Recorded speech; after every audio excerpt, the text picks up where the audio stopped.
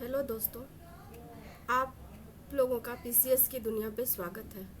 समस्त पीसीएस की तैयारी करने वाले छात्रों का मेरे ओर से नमस्कार है। आज हम लोग मुद्रा और बैंकिंग का जो अगला सब टॉपिक है उसको करेंगे। जैसा कि कल के वीडियो में हम लोगों ने जो आरबीआई के टूल्स होते हैं उसमें रेट्स को कर लिया था। आज हम लोग रेशियो करेंगे, वित्तीय संस्थाएं करेंगे, बैंकिंग सुधार करेंगे। इससे एक क्वेश्चन या एक क्वेश्चन रह सकता है। बाकी जो इसमें इम्पोर्टेंट है इन्फ्लेशन, उसको हम लोग कल करेंगे। तो चलिए आज का जो है वो हम लोग शुरू करते हैं। आज हम लोग शुरू करेंगे क्योंकि हमने कहा कि हम क्या पढ़ेंगे, रेशियो। और रेशियो को पढ़ने से पहले हमें पता होना चाहिए मनी मल्टीप्लायर।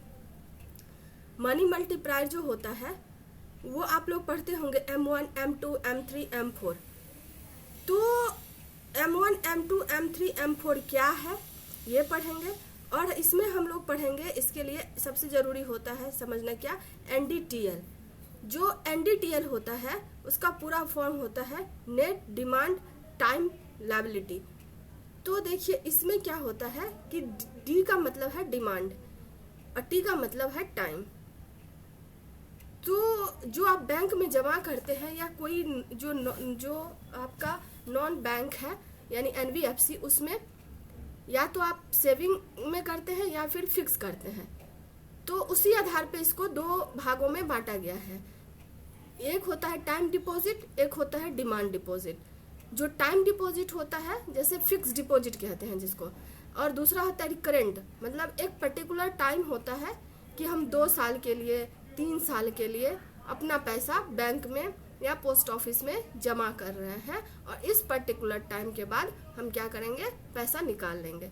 दूसरा होता है आपका डिमांड डिपॉजिट, मतलब कि जैसे इसमें सेविंग अकाउंट आता है और करंट अकाउंट आता है। सेविंग अकाउंट जैसे हम लोग जो है बैंक में पैसा जमा करते हैं, जब चाहे ATM से जाते हैं निकाल लेते हैं। अब आइए, अब इसी आधार पे क्या होता है कि जो मनी का टाइप होता है वो नैरो मनी होता है और ब्रॉड मनी होता है। नैरो मतलब कि जो जनता के पास है और कुछ बैंक के पास है, और ब्रॉड में होता है जनता के पास, बैंक, फिक्स सब उसमें आ जाता है। तो चलिए जो नैरो आता है उसमें M1, M2 आता है। तो पैसा किसके किसके पास रह सकता है, कॉइन और करेंसी, प्लस जो पब्लिक के पास कुछ कॉइन है। दूसरा होता है बैंक में आप कैश करते हैं डिमांड डिपॉजिट, वो आता है। इसमें फिक्स डिपॉजिट और जो नॉन बैंक में फिक्स या सेविंग है वो नहीं आता है। एकदम बारीकी से सुनिए। M1 में क्या आता है, जो आपके पास पैसा है, जो करेंसी आपके पास है, जो कॉइन है जनता के पास। दूसरा होता है जो आप बैंक में जमा किए हैं बट आप जब चाहे निकाल सकते हैं, डिमांड डिपॉजिट। इसके बाद आता है जो टाइम डिपॉजिट, वो इसमें नहीं आता है बैंक में जो करते हैं। और फिर आ जाता है जो आप नॉन बैंक में करते हैं, जैसे पोस्ट ऑफिस में करते हैं, तो उसमें सेविंग और उसमें टाइम डिपॉजिट, तो ये दोनों इसमें नहीं आता। M2 में क्या आता है, जो M1 और प्लस आपका पोस्ट ऑफिस में जो आप जमा करते हैं वो वाला आ जाता है। M3 में क्या आता है, देखिए M2 और M3 में अंतर है, दोनों एक नहीं है। यहाँ क्या करते हैं कि पोस्ट ऑफिस में जमा करते हैं, लेकिन जो M3 है उसमें M2 वाला नहीं आता है। अगर देखिए तो करेंसी और डिमांड डिपॉजिट है, लेकिन इसमें टाइम डिपॉजिट भी आ जाता है। बैंक में जैसे आप करते हैं ना कि हम 10 साल बाद जो है इस पैसा को लेंगे, तब तक बैंक मेरा पैसा रखो, तो ये M3 में आ जाता है। और M4 में सब आ जाता है। M1 मतलब जो कॉइन करेंसी जनता के पास है, जो आप बैंक में डिमांड डिपॉजिट करते हैं, जो नॉन बैंक में आप फिक्स मतलब डिमांड डिपॉजिट करते हैं और टाइम डिपॉजिट करते हैं, तो ये सब आ जाता है। अब M0 क्या होता है, M0 होता है वो करेंसी जो सर्कुलेशन में है, मतलब जो सरकार पैसा करती है, देती है जनता को, या फिर RBI जो छापती है, वो आ गया। फिर बैंक डिपॉजिट जो होता है, बैंक अब क्या होता है, दूसरा बैंक आगे हम लोग पढ़ेंगे रेशियो। बैंक क्या करता है, जो RBI के पास है वो कुछ नगद के रूप में अपना पैसा रखता है, जैसे CRR हो गया, SLR हो गया, तो वो आ जाता है।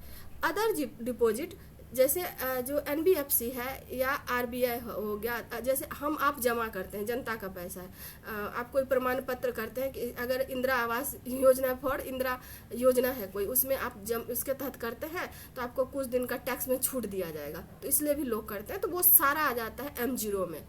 ठीक है, तो अगला चलिए अब हम करते हैं। अब हमने देखा कि जो टूल्स होता है RBI जो पॉलिसी अपनाती है उसका दो हमने पीछे से ही पढ़ते आ रहे हैं, उसका मुख्य दो रीज़न होता है, यानी कि इन अर्थव्यवस्था में में जो है वो साख का सृजन करना, तरलता को इंजेक्ट करना या तरलता को सोखना, या फिर बैंक के पास जो साख क्षमता है यानी ऋण देने की क्षमता है उसको बढ़ाना या उसको कम करना। ठीक है, तो ये आ जाता है CRR जो है वो क्या है, इसका नाम ही है cash reserve ratio. Cash reserve ratio उसमें क्या होता है, मान लीजिए कि आप 100 रुपया जो है बैंक के पास है, उसमें RBI क्या करती है, कहती है आप टोटल जितना पैसा उसका 4% हमारे पास जमा कर दो, तो उसके पास ऋण देने के लिए कितना बचा, 96% बचा ना। तो यही करती है साख, या कहेगी हम 2%, तो उसके पास कितना बच गया, 98%। तो CRR क्या है, एक टूल्स है जिससे RBI जो है RBI क्या करती है, साख का या तो सृजन करेगी या फिर साख को संकुचित कर देगी, यानी कि बैंक को या तो ऋण देने की क्षमता बढ़ा देगी या ऋण देने की क्षमता को कम कर देगी। तो अब चलिए हम पढ़ते हैं कैश रिजर्व रेशियो क्या है।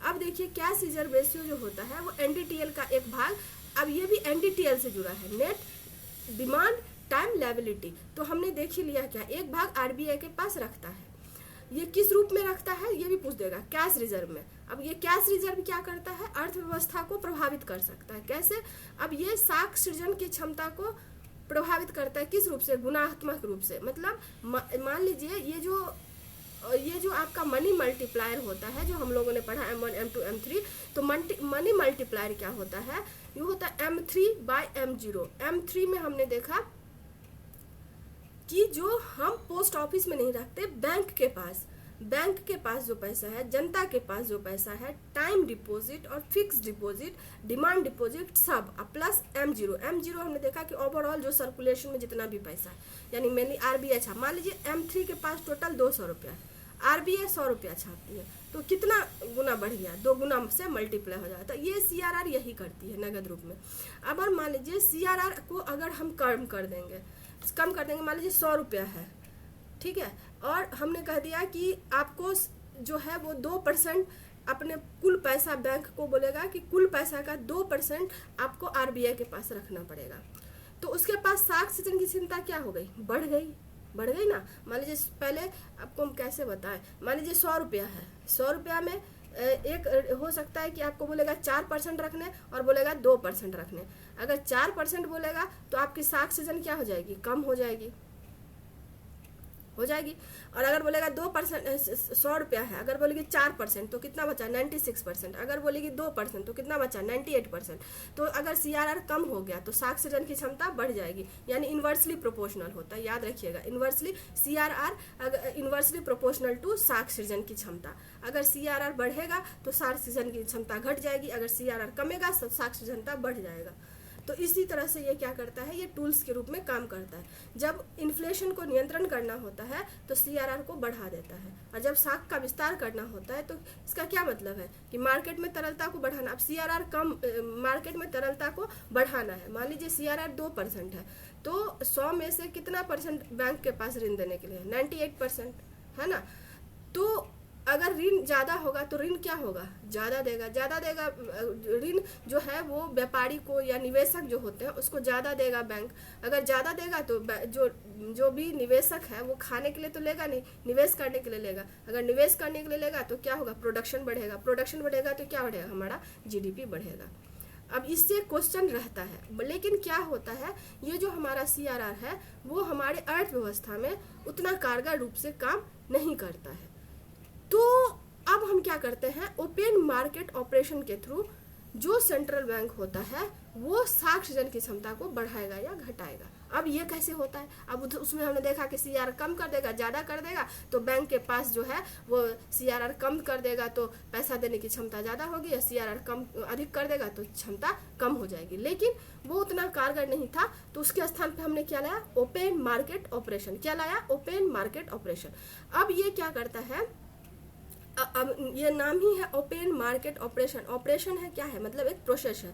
इसमें प्रोसेस में क्या होता है, जो सरकारी बॉन्ड होता है, आप पीछे पढ़े होंगे कि बैंक जो है एक सरकारी प्रतिभूति सिक्योरिटी जो बॉन्ड होता है, गवर्नमेंट सिक्योरिटी बॉन्ड, वो खरीदता या बेचता है वाणिज्यिक बैंक से, आरबीआई।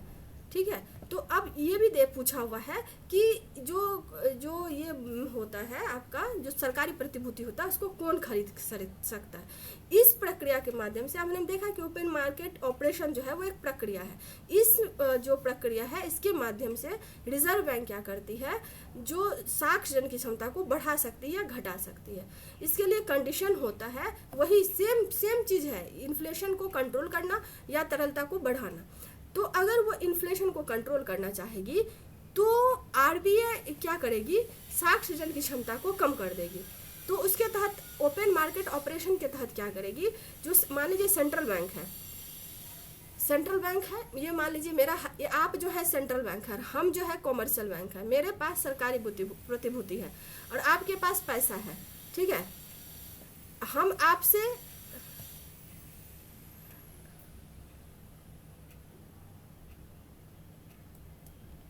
आपसे क्या करेंगे, आप आरबीआई और हम कमर्शियल बैंक है। ठीक है, तो आपसे हम क्या करेंगे, बॉन्ड को बेचेंगे। अगर हम आपको बॉन्ड बेचेंगे तो बदले में आप हमको क्या देंगे, पैसा देंगे ना। हम अगर आपसे हम बॉन्ड बेचेंगे तो आप फ्री में तो हमको देंगे नहीं, तो हमको पैसा देंगे। तो इसमें क्या होगा, नगद तो हमने नहीं लिया, लेकिन आपके साक्ष्य जन की क्षमता को हमने कम कर दिया। अगर तरलता बढ़ाना है तो हम क्या करेंगे, आरबीआई जो है वो सेंट्रल बैंक से बॉन्ड खरीदेगा। सेंट्रल बैंक से बॉन्ड खरीदेगा तो बॉन्ड खरीदने के बदले उसको क्या देगा, पैसा देगा। तो उसको क्या किया, नगद नहीं दिया, लेकिन उसके रिजर्व को बढ़ा दिया। तो यही करता है, रिजर्व को बढ़ा देता है, रिजर्व को कम कर देता है, जिससे वो हो जाता है। अब देखिए इससे जो क्वेश्चन पूछा है, नगद आरक्षित अनुपात को कम करने में अगर हम सीआरआर मतलब कैश रिजर्व रेशियो, नगद आरक्षित अनुपात को अगर कम कर देते हैं तो उससे अर्थव्यवस्था पे क्या प्रभाव पड़ेगा। ठीक है, तो इसमें देखिए कि बैंक के पास अधिक तरलता का लाभ होगा अगर हम कम कर देंगे, इनवर्सली प्रोपोर्शनल। निवेश में वृद्धि देखने को मिल सकती है। अर्थव्यवस्था में मुद्रा आपूर्ति बढ़ सकती है। तो इसमें से पूछ रहा है कि ये 66 में पूछा है, तो उसमें से देखिए 1 2, लेकिन निवेशक दर में गिरावट आ सकती है। 4 तो नहीं होगा, 4 नहीं होगा तो 1 2 या फिर इसमें वो हो जाएगा। ठीक है, फिर देखिए पूछा है कि अगर भारतीय रिजर्व बैंक के द्वारा नगद कोष अनुपात, नगद कैश रिजर्व रेशियो में कमी की जाती है तो इसका साक्ष्य जन पे नकारात्मक प्रभाव पड़ेगा। यानी कि अगर ये अनुपात में कमी की जाएगी तो साक्ष्य जन में वृद्धि हो जाएगी। इसका एक आंसर होगा, देखिए। ठीक है, उसके बाद देखिए निम्नलिखित में प्रत्यक्ष रूप से महत्वपूर्ण नहीं है मुद्रा की मारता। प्रत्यक्ष रूप से मुद्रा की मूल्य में स्थिरता होना चाहिए, बचत दर होना चाहिए, संसाधनों का अधिक उपयोग होना चाहिए। देखिए उसके बाद अब आ जाते हैं हम लोग एसएलआर। अब यहाँ ये भी बहुत इंपॉर्टेंट है, इससे भी क्वेश्चन पूछता है। तो एसएलआर हो जाता है स्टैट्यूटरी लिक्विडिटी रेशियो। अब यहाँ पे क्या है कि ये भी एनडीटीएल से जुड़ा है, तो इसका भी अर्थव्यवस्था पे सेम प्रभाव पड़ेगा जो सीआरआर का पड़ता था। ठीक है, इनवर्सली प्रोपोर्शनल हो जाएगा साक्ष्य सृजन क्षमता के। अब क्या होता है, जो बैंक होता है उसको एनडीटीएल का एक परिसंपत्ति के रूप में जो सेंट्रल बैंक होता है उसके पास रखना होता है। तो ये क्या है, नगद नहीं है, सिर्फ नगद नहीं है, तरल परिसंपत्ति है। वहां क्या था, कैश था, यहाँ क्या है, संपत्ति है। तो संपत्ति के रूप में उसको क्या क्या रखना पड़ेगा, नगद, सोना, सरकारी प्रतिभूति। तो अब आप देखिए कि कई बार ये पूछ देगा कि सरकारी प्रतिभूति क्या होता है। सरकारी प्रतिभूति होता है जो केंद्र या राज्य सरकार के द्वारा व्यापार करने के लिए अनिवार्य रूप से जारी किया जाता है। यानी ये फाइनेंशियल टूल है केंद्र सरकार ये का ऋण लेने का, और इसके लिए ये ऋण लेने के लिए लायबिलिटी होता है कौन? केंद्र और राज्य। तो ये आपका सरकारी प्रतिभूति होता है, ये ध्यान दीजिएगा।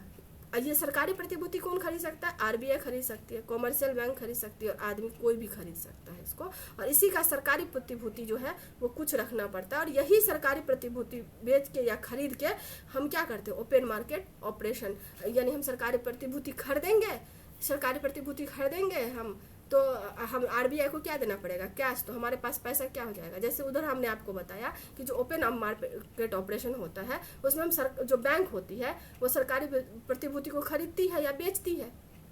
अगर सरकारी प्रतिभूति है मान लीजिए, और आप है कॉमर्शियल बैंक, हम है सेंट्रल बैंक, तो आप अगर हमसे बेचेंगे बॉन्ड को तो बदले में हम आपको क्या देंगे? पैसा देंगे। और अगर हम आपसे बॉन्ड खरीदेंगे तो हम आपको क्या देंगे? पैसा देंगे। और आप हमसे बॉन्ड खरीदिएगा तो आप हमको पैसा दीजिएगा, तो आपके पास पैसा कम हो जाएगा, और जब हम खरीदेंगे तो हमारे पास पैसा कम हो जाएगा और आपके पास अधिक हो जाएगा। तो वो साख सृजन में क्या होगा? वृद्धि या कमी हो सकता है। कमी होगा साख सृजन में तो ऋण आप कम देंगे, निवेश कम होगा तो प्रोडक्शन कम होगा तो उत्पादकता कम, मतलब जो हमारा जीडीपी है वो कम होगा। अब यहाँ पे देखिए कि एसएलआर और सीआरआर में कौन महत्वपूर्ण है? तो एसएलआर जो होता है ज़्यादा होता है। क्यों? क्योंकि इससे जनता का ट्रस्ट होता है कि हाँ सोना है, इतना मेरा पैसा बुरी हो जाएगा तो ये बैंक जो है बेच के हमको पैसा देगी। जैसे हम कहते हैं ना, जो महिला गहना पहनती है तो सोना खरीदती थी, तो पहले कहा जाता था, सुनते होंगे ग्रामीण क्षेत्रों में, कि ये जो सोना है वो महिला का श्रृंगार है और विपत्ति का आहार है। मतलब घर में कोई समस्या आ जाए अचानक से तो उस सोना को बेच के हम पैसा इकट्ठा कर सकते हैं। तो सेम ये एसएलआर करता है, संकट मोचन की तरह ये काम करता है। इसलिए एसएलआर को एक निश्चित सीमा के नीचे कम नहीं कर सकता है। ये निपटने के लिए हो सकता है, जमाकर्ताओं के धन को सुरक्षा मिलता है, हमने देख लिया, संकट मोचन है। तो सीआरआर पूछ देगा, सीआरआर और एसएलआर में कौन अच्छा है? तो एसएलआर है। अब देखिए कैश जो risk to weight asset ratio, ये इंपॉर्टेंट हो जाता है। क्यों? क्योंकि इसमें क्या होता है, कैपिटल जो होता है वो दो तरह का होता है, एक कोर कैपिटल होता है, एक रिस्क कैपिटल होता है। जो कोर कैपिटल होता है उसमें है कि क्या कहते हैं, ऐसा पूंजी जिसका यूज बैंक जो है वो, कोई मान लीजिए जैसे कोई भी समस्या आ जाता है, बैंक क्राइसिस हो जाता है, कुछ भी अभी देखे होंगे अमेरिका वगैरह में पिछले साल क्रश कर गया था बैंक का पूरा सिस्टम, तो उसमें निपटने के लिए ये काम करता है। रिस्क कैपिटल होता है जिसे वापस लौटने का हमको कोई जोखिम बहुत ज़्यादा रहता है, जैसे एनपीए वगैरह जब हो जाता है तो कई बार वो हो जाता है, तो इसलिए बैंक को एक कोर कैपिटल के रूप में रखना अनिवार्य होता है। अब ये देखिए, जो हमारी वित्तीय संस्थाएं जितनी है उसको आप लोग बहुत अच्छे से कर लीजिएगा। इसमें दो तरह के क्वेश्चन पूछते हैं, एक तो दे देगा कि ये मुख्यालय कहाँ है, एक दे देगा कि 4-5 आपको दे देगा और बोलेगा ये किस क्षेत्र से रिलेटेड है या किसका गठन पहले किया गया। तो ये आप लोग स्क्रीनशॉट ले लीजिए, हमको लगता है ये बहुत ही इंपॉर्टेंट है। और जैसे भारतीय रिजर्व बैंक का स्थापना 1935 में हुआ, भारतीय औद्योगिक विक्रम निगम 49 में है, भारतीय स्टेट बैंक 1955 में है, एलआईसी, फिर है आपका क्या कहते हैं भारतीय औद्योगिक पुनर्विकास बैंक, ये 1982 में था, ये 1992 में है, इसका मुख्यालय शिडबी जिसको कहते हैं। उसके बाद भारत एग्जिम बैंक जो है, उसके बाद है राष्ट्रीय आवास बैंक, क्षेत्रीय ग्रामीण बैंक, भारतीय जीवन बीमा निगम, कई बार इसका मुख्यालय में पूछ देता है, और दोनों में कल हम लोग बीमा भी करेंगे, तो ये हो जाएगा। फिर बैंक रिफॉर्म हम किस तरह से कर सकते हैं, तो एक तो राष्ट्रीयकरण करके भी कर सकते हैं, और सरकार के द्वारा कोई ऐसी पॉलिसी लाई जाती है जो बैंक रिफॉर्म से जुड़ा हुआ होता है। जैसे इंद्रधनुष, एक इंद्रधनुष जो है योजना वो यूनिवर्सल इम्यूनाइजेशन मतलब टीकाकरण के लिए भी है, और एक इंद्रधनुष जो है वो बैंक के लिए, एक इंद्रधनुषी क्रांति जो है वो मल्टीपल जो कृषि एग्रीकल्चर क्षेत्र होते हैं, कृषि और कृषि एलाइड सेक्टर, उसके प्रोडक्शन को बढ़ाने के लिए है। और तीसरा जो होता है, विभिन्न समितियां सरकार गठित करती है और वो जो सुझाव देती है उसके आधार पे रिफॉर्म किया जाता है। तो इंद्रधनुष में क्या है, ए से अपॉइंटमेंट जो भी किया जाता है बैंक में वो पारदर्शी होना चाहिए। बी से बैंक बोर्ड ब्यूरो, मतलब उसमें भी वही है, संगठन से जुड़ा हुआ है। क्या है, कैपिटलाइजेशन, जो आपने पढ़ा होगा बेसल थर्ड, ये भी पूछ देता है बेसल थर्ड किस चीज से जुड़ा हुआ है, तो ये बैंक रिफॉर्म से ही है। डी से हो गया डिस्ट्रेस, मतलब जो बैंक के पास एनपीए है उसको कम करना चाहिए। ई से हो गया एम्पावरमेंट, मतलब सरकार मिनिमम, और इवन आप किसी भी सेक्टर में ये ABCDF का फॉर्मूला यूज कर सकते हैं। जब आपको लगे कोई ऐसा क्वेश्चन जिसमें मेंस में इवन कि पूछता है और आप घबरा जाते क्या लिखे, कि क्या क्या सुधार किया जा सकता है, तो आप ABCDF करके आप ये भी लिख सकते हैं, क्योंकि ये सब सेक्टर में फिट बैठ जाता है। कोई भी चीज़ को डिस्ट्रेस चाहिए नहीं चाहिए, मान लीजिए उद्योग में ही, तो उसको रुग्ण उद्योग तो नहीं चाहिए ना आपको, कैपिटल तो चाहिए ना। जो भी जो वहाँ के कर्मचारी होते हैं उनके उनके जीवन यापन प्लस उनको सामाजिक सुरक्षा चाहिए ना। अपॉइंटमेंट कहीं भी क्लियर चाहिए, पारदर्शी चाहिए, तो आप ये कहीं भी लिख सकते हैं। अब यहाँ पे देखिए कि बैंक सुधार में कई बार ये पूछ सकता है कि बैंक सुधार में कौन कौन सा स्टेप आ सकता है। तो वित्तीय समावेशन को बढ़ावा दिया जाना चाहिए, CRR और SLR को कम किया जाना चाहिए, क्योंकि इससे ऋण देने की क्षमता में वृद्धि होगी। फिर माइक्रो फाइनेंस किया जाना चाहिए, ऐसे लोगों तक वित्त पहुंचाया जाना चाहिए जहां तक वित्त नहीं पहुंचाया जा रहा है। इसके तहत बहुत सारे स्टेप लिए गए हैं, जैसे प्रधानमंत्री जनधन योजना। तो जितनी भी योजनाएं हैं उस कब शुरू किया गया ये भी देख लीजिएगा, क्योंकि UPPCS में देखिएगा कि 2025 में इस तरह के बहुत सारे क्वेश्चन पूछे हुए थे। फिर बीमा क्षेत्र में निजी कंपनी का प्रवेश, आप देखते होंगे कि जो है इतना % जो है वो बिना कैप का हो गया, बिना लाइसेंस का आप ले सकते हैं।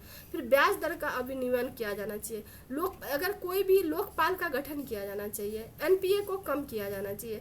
लोकपाल का गठन आप देखेंगे कि बैंक के द्वारा किया जा रहा है, कि बैंक में अगर कोई भी जो आप जमा करते हैं पैसा, यानी ग्राहक और बैंक के बीच कोई विवाद हो जाए या ग्राहक को कोई समस्या हो तो उसका त्वरित समाधान हो सके। जब तक त्वरित समाधान नहीं होगा तो जनता का जो है वो बैंक पे, यानी जनता में हम और आप क्या है, ग्राहक है, अगर आपको सेवा बेहतर नहीं मिलेगा तो आप क्या उस पर ट्रस्ट करेंगे? नहीं करेंगे। तो इसीलिए और आपका कोई विवाद हो जाता है और उस विवाद का अगर त्वरित निपटान नहीं होता है तो भी आप झमेला में फंसे रहेंगे और लगेगा यार बैंकिंग सिस्टम भी तो वैसा ही है जैसा जो हमारा इनऑर्गेनाइज, मतलब जैसे असंगठित क्षेत्र है, सेम वैसा ही है। अब देखिए कि ये भी कई बार पूछ देता है। अब देखिए विदेशी व्यापार में लगाने में मदद करेगी, तो एग्जिम बैंक जैसे हमने आपको बताया कि किस क्षेत्र से रिलेटेड है, कब गठन किया गया और कब जो है, तो इस तरह का ये क्वेश्चन पूछता है। उसके बाद देखिए कि कौन सा प्रत्यक्ष वित्त का स्रोत नहीं है, तो इसमें सभी हो जाएगा। इसमें देखिए उसके बाद कि किसकी सिफारिश बैंकों में ब्याज दरों का विनियमन किया गया, ये तो था नरसिम्हम कमेटी। तो आपको हमने एक दे दिया है पूरा चार्ट कि कौन सी समिति जो है किस सुधार से के लिए गठित किया गया है। उसके बाद देखिए जो है समान रूप से मुद्रा नीति का प्रधान लक्ष्य क्या होता है, तो हम देखा ही कि मुद्रा की आपूर्ति का नियंत्रण, आपूर्ति को बढ़ा सकती है, घटा सकती है, और ये बढ़ा के जो है नियंत्रण को कंट्रोल करती है, मतलब मुद्रा को बढ़ा के जो है वो मुद्रा को कम करके इन्फ्लेशन को कंट्रोल करती है, मुद्रा को बढ़ा के निवेश को यानी कि तरलता को बढ़ाती है। तो मुख्य उद्देश्य इसका वही है, मुद्रा आपूर्ति को नियंत्रण में क्या होता है, आप दो तरह से कर सकते हैं ना, या तो नियंत्रण कठोर कर सकते हैं या लचीला कर सकते हैं। मौद्रिक नीति से देखिए भारत विकास केंद्रीय और मौद्रिक नीति के माध्यम से जहाँ एक और साख का विनियमन करता है वहीं दूसरी ओर उत्पन्न मुद्रा साख की आवश्यकताओं को पूरा करता है। तो ये हो गया। देखिए फिर पूछा है भंडारी समिति जो है किससे संबंधित है, ये पूछा है आपका 67 में, तो क्षेत्रीय बैंक का पुनर्संरचना से। अब देखिए कि भारत में वित्तीय क्षेत्र में सुधारों को क्या शामिल किया जा सकता है। वित्तीय क्षेत्र एक बहुत व्यापक शब्द हो जाता है, लेकिन इसमें जो दिया है वो मुख्य रूप से आपका इसी से है, मतलब मुद्रा और बैंकिंग से ही। CRR SLR को कम किया जाना चाहिए, तभी तो बैंक जो है वो अधिक से अधिक ऋण दे पाएगा। बीमा क्षेत्र में निजी कंपनी का प्रवेश किया जाना चाहिए, सही बात है। सरकारी में अगर हम लोग क्या है, अभी मार्केट चलता है, और मार्केट किस पे चलता है, प्रतिस्पर्धा पे चलता है। अगर किसी चीज़ में मोनोपोली हो जाएगा तो मोनोपोली में क्या होता है, हमें अगर कैसा भी गुणवत्ता क्वालिटी का अगर आपको सर्विस मिल रहा है तो आपको लेना एक अनिवार्य हो जाता है। लेकिन अगर जैसे आप एयरटेल देखिए और BSNL है, अगर आप सर्विस में ही अगर चले जाते हैं संचार में, तो वैसे ही इसमें जैसे वित्तीय क्षेत्र में निजी क्षेत्र में आप बहुत सारा है। एक्सिस बैंक का बीमा लीजिए, अब जिसका आपको प्रीमियम कम दे के मैक्सिमम प्रॉफिट है आप वही ना बीमा कराएंगे, तो ये सारा आ जाता है। ब्याज दर का अविनियमन, मतलब अगर बहुत ज़्यादा सरकार का या RBI का हस्तक्षेप रहेगा तो जो बैंक है वो क्या होगी, बहुत खुल के अपना व्यापार नहीं कर पाएगी, तो उसको घाटा होगा। तो इसलिए बहुत ज़्यादा ब्याज दर कम अधिक के लिए बहुत टाइट, जैसे कहते हैं ना, कठोर मौद्रिक नीति नहीं होना चाहिए। अब ये देखिए जितना भी ये समिति है और किस चीज़ से रिलेटेड था, इसको आप लोग एक बार देख जाइएगा। और हमें पूरा उम्मीद है कि जैसे दीपक मोहंती समिति वित्तीय समावेशन, हमने देखा कि सुधार में वित्तीय समावेशन होना चाहिए। एमबी नायर समिति प्राथमिकता प्राप्त क्षेत्र, जैसे हमने पीएसआर पिछले हम लेक्चर में पढ़े हुए हैं, प्राइमरी सेक्टर लैंडिंग, उसके वर्गीकरण की समीक्षा किया जाना चाहिए। जैसे इसके सिफारिश को माना गया था 2015 में, उसमें जो है सोशल सेक्टर को भी लागू किया गया था, जैसे हेल्थ को भी जो है प्राइमरी सेक्टर लैंडिंग में लाया गया था और रिन्यूएबल एनर्जी को भी लाया गया था। उसका उर्जित पटेल, ये मौद्रिक नीति की जो मॉनेटरी पॉलिसी है बोला था, उसका जो स्ट्रक्चर है हम लोग पढ़ेंगे। जो मौद्रिक नीति पॉलिसी होता है वो क्या करता है, repo rate, reverse repo, inflation वगैरह क्या होगा उसके टारगेट को फिक्स करता है। तो ये सारा जितना समिति है और किस चीज से रिलेटेड है, इसको भी आप या तो लुसेंट से देख लीजिएगा या इससे स्क्रीनशॉट ले सकते हैं। इसी तरह से कल हम लोग इन्फ्लेशन पढ़ेंगे और हम बहुत आसान भाषाओं में जो है आपको इकोनॉमिक्स के साथ जितने भी सेक्शन है बिहार पीपीटी के लिए इम्पोर्टेंट है, आपको हम जो है वो वीडियो बाय वीडियो या स्टेप बाय स्टेप धीरे धीरे बताते चलेंगे। इसी तरह प्रीवियस क्वेश्चन पेपर के साथ एनालिसिस करते हुए, और आप लोग इससे काफ़ी लाभ लेंगे। तो मुझे लगता है आप लोग ज़रूर इसको एंजॉय करते होंगे। तो प्लीज़ आपको अगर मेरा ये सीरीज़ अच्छा लग रहा है तो लाइक करिए, सब्सक्राइब करिए, दोस्तों में शेयर करिए, ताकि हम इससे प्रोत्साहित होते रहें और आप लोगों के लिए ऐसा ही जो है आसान भाषाओं में हर सब्जेक्ट का जो सीरीज लाएं, ताकि आप प्री क्वालिफाई आसानी से कर पाएँ। मेरे इसी के साथ ये आज का वीडियो ख़त्म करते हैं। सभी को मेरे ओर से आप लोगों को ढेर सारी शुभकामनाएं हैं। मतलब असीम ऊर्जा के साथ आप लोग पढ़िए, और इस सफ़र में हम आपके साथ हैं जब तक आपका सिलेक्शन नहीं हो जाता। तो फिर मिलते हैं कल। Thank you so much.